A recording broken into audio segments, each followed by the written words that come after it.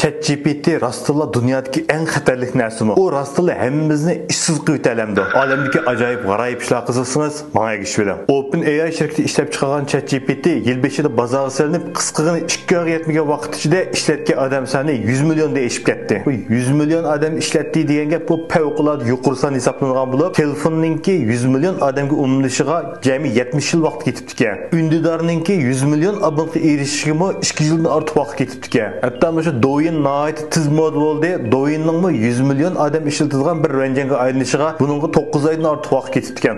Demak bu ChatGPT insoniyat tarixi bo'yicha eng qisqa vaqtning ichida eng jiq odamga taqilgan bir ranjan. Hozir ChatGPT bu yil kirgandan buyangi dunyodagi eng qiziq nuqtaga aylanib qoldi. Bundaqda bu ChatGPT degan zodi nima? Nimishqa kishilar undan shuncha qo'rqidi? Nimishqa Birlashgan Davlatlar Tashkiloti atoydan yig'in chaqirib, insonlarni pat arda yuz beradigan internet inqilobidan ogohlantirdi. Oldi bilan ChatGPT'ninki ismi bilan tanishib chiqaylik. Bu chat deganimiz inglizcha paranglashish degan gap, G deganimiz generate degan gapninki qisqartirilmasi, ma'nosi bo'lsa paydo qilish, hosil qilish deganlik bo'ldi. P bo'lsa pre-train, ya'ni oldin mashq qilish degan ma'noda. T bo'lsa transformer, ya'ni aylantiruvchi degan gap. Demak bu ChatGPT deganimiz oldin mashqlantirilgan aqliy iqtidorli paranglash sistemasi. Bu xuddi rost odamga o'xshash paranglasha oladigan, biz nimani so'rasak shunga javob bera oladigan, hammani biladigan bir mavhum mutaxassis. Bu bizga yordamlashib maqola, ssenariyalarni yozib beradi. Ruxsat so'rash xati, qarz hujjati, to'xtam qatorliq hujjatlarni, hujjatlarni yozib beradi.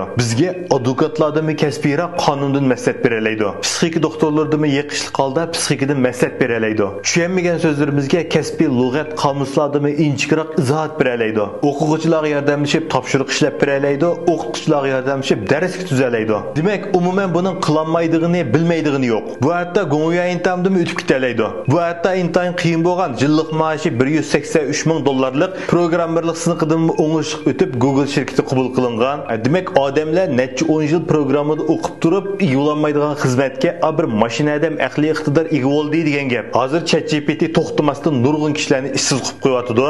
Bo'lib bu shu mazmun xizmat bilan shug'ullanadigan necha minglagan, 100 minglagan odamning xizmatini ChatGPT allaburun tatbiq bo'ldi. Nurg'un gigant shirkatlar ChatGPT'ni ishlatgandan keyin 12%, 10% xodimlarini biroqlam ishdan bo'shatdi. Eng qo'rqinchli xiri shuki, ChatGPT'ning o'zligidan o'rganish iqtidori bor bo'lib, uni ishlatgan odamlar ko'paygan sari uning bildiganlari, qila oladiganlari texmi jiqib mangdi. Mana hozir ChatGPT Uyg'urchani o'rganyapti. Undidoringizniki shovchon shu izlaydigan yerga, ya'ni kichik apchoq izlaydigan yerga izlash AI deb yozish orqali ChatGPT bilan Uyg'urcha paranglasha olasiz.